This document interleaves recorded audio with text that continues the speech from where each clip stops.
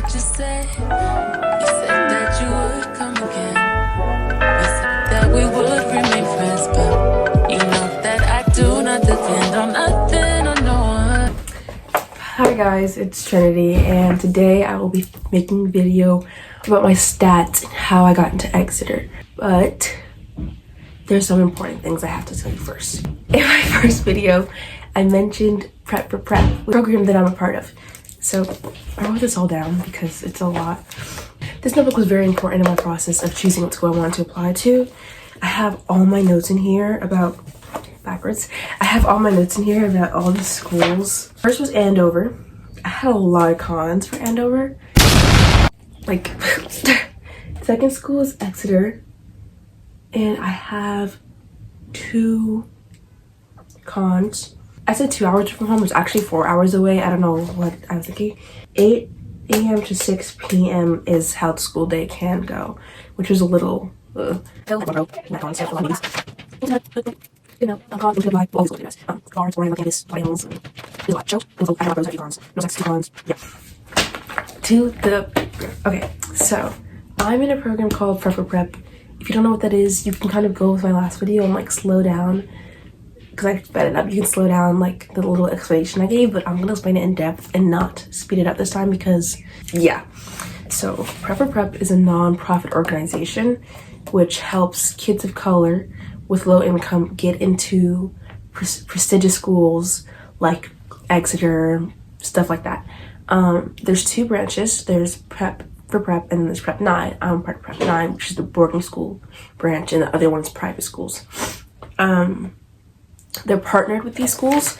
So there's a consortium, and then there's the affiliated schools. So for Prep 9, which will be what I'm talking about, I'll stop referring to Prep for Prep because it's not important. Prep 9, the consortium schools are like the schools that have like a promise to Prep, and Prep has a promise to them. They have specific spots for Prep students. Affiliated schools don't have that, I don't think. And it's like, you can go to an affiliated school, and like if you don't get accepted into a consortium school, they try and get you into an affiliated school. So there's like the backup plans, but consortium schools are the main goal, always, every time. So yeah, they're partnered with these schools, and these schools have specific spots for Prep 9 students. We still have requirements, which is why I'll still be sharing my stats with you, but we still have requirements. It's just not as intense because our competition are the kids in the program, and the kids in the program are smart. They are smart. And I'm just not saying like, oh, we all have 95s and above in all of our classes. Like, it's not just that. They are smart, and they have work ethic, and like, I'll explain to you, don't you worry. So, but the requirements for us are less intense because Prep 9 is a 14th month program, and it starts summer of 7th grade, which, so when I say summer of 7th grade, I mean you finish 7th grade, the summer in between 7th and 8th. That's what I mean. So I have to go to school every day, Monday through Friday, 9 to 5 in the summer, and I had 4 classes. I had SSAT prep, I had English, math, and history. So it's hard. And I'm not saying like, because I go to a gifted and talented school, so I've been learning a grade above, 2 grades above my entire life since kindergarten.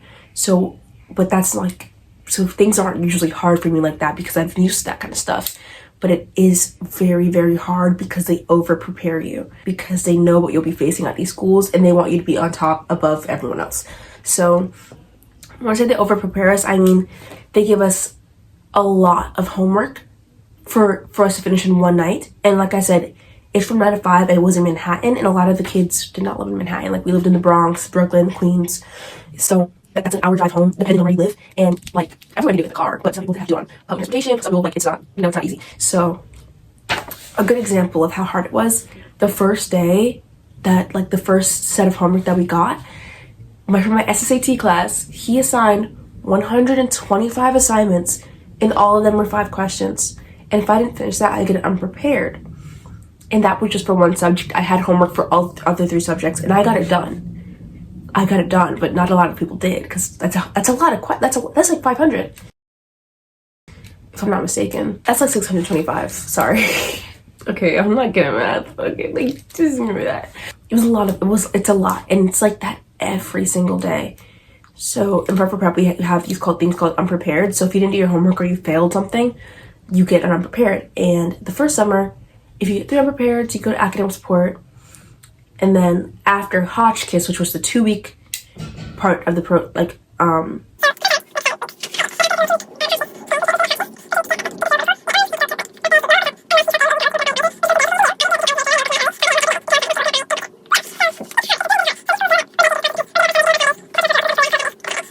it's a really hard program, and the schools know this.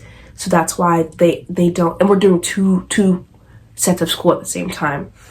So their requirements for us are a little bit less because we got a lot less going on, but we still need to hit a certain mark. My stats. So I have always been a student who's like on honor roll. I've always been a student who gets good grades. And I also did a lot of extracurriculars.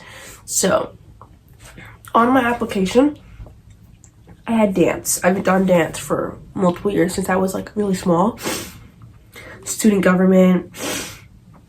Gosh. Teens Take the City, which is a YMCA program. Obviously prep, which is like got the ability to do a lot of extracurriculars because I had no time, but I tried my best. I'm also part of the Latin jazz band. I'm part of my regular 8th grade band, which is a requirement in my school, but it's not a requirement in every school, so I put it on there just in case. So 2 bands. I think that's all that I put. One second. Let me check. My grades are all above 90. Really good recommendations from my teachers. Really, really freaking good. They were great. My advice, if you're applying, have good relationships with your teachers. And I know that's like not an easy thing to do because some teachers are just really bad, but try and have a good in simple words, be a teacher's pet, one. Not the one who acts like a teacher. Be the kid who the teacher can trust and like they like you, like they talk to you. You know what I mean? Because teachers love me. I'm not gonna hold you. My teachers love me, but regardless, 90 and above in all my classes, and I had a weighted average of 100.19, and my unweighted average was like 97-ish, probably like 97. So I had really good grades as well.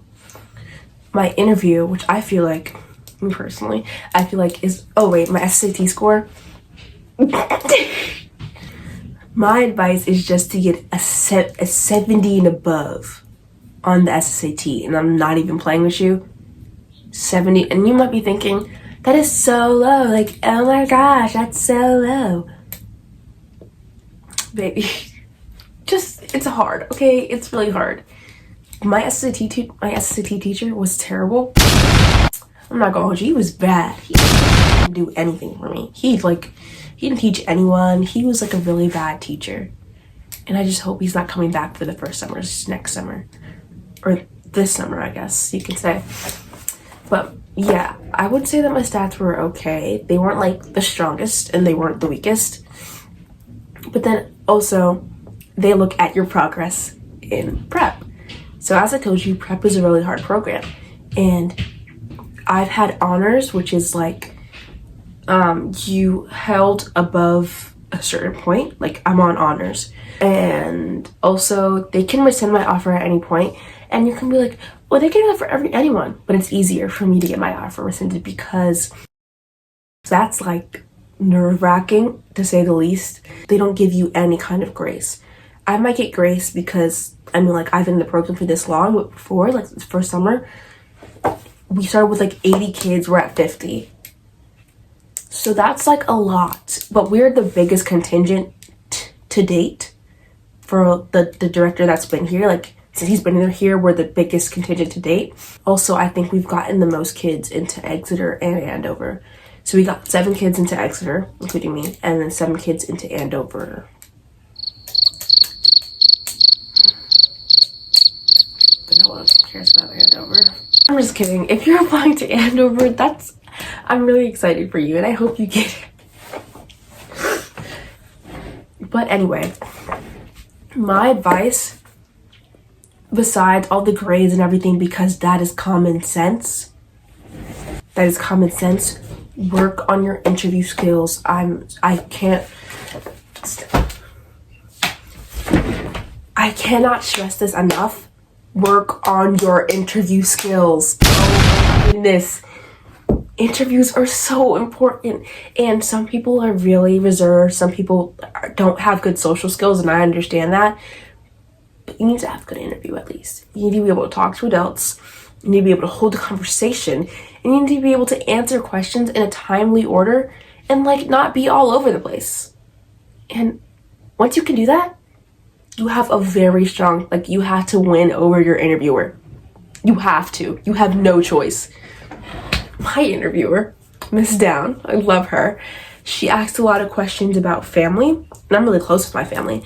And Exeter is very proud of their like family aspect, like their, you know what I mean? So that's what I'm not saying I like lied to her, because I did not. Like I told the truth. I may have twisted it a little, but I told the truth. And that is all that matters, okay? Talking about my siblings, I was like, oh, I love my siblings. I bake with them sometimes. We're always around each other. We're always doing stuff with each other. I love my family, which is all true.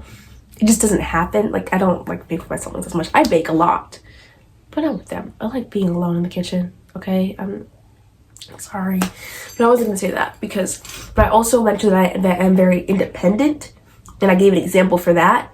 But I wasn't gonna say I like to be alone in the kitchen. I don't want my siblings in there. Like, God, like, why are you being so harsh? Like, those are your siblings. And also, they really, really like people with big families. I don't have a big family. I don't think, at least. I have 2 siblings, which is not including me, so it's not big. Mid-sized, average American family. But they like big families. Like, they like a long line of siblings. If you're a legacy and you have all the stuff I mentioned before this video, you're probably getting in. You'll probably get in. Like if you have a dad or a mom who went there, an older sibling, you're in.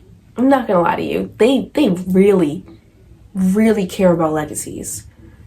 So I was like, oh, I have 2 siblings, blah, blah, blah.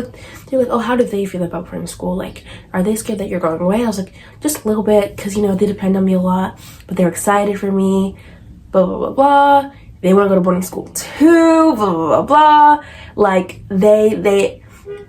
I'm investing myself in this admissions process, and I'm making it known that when the time comes, they will be invested in it too. Okay? I don't know if that's important. I feel like it is. I mean, I got in, so I don't know. But yeah, those are my stats. Like, this isn't gonna be a long video. I don't think so. At least if it is a long video, I'm sorry. Like, I was kind of just talking about prep, but prep was a really important part in my process.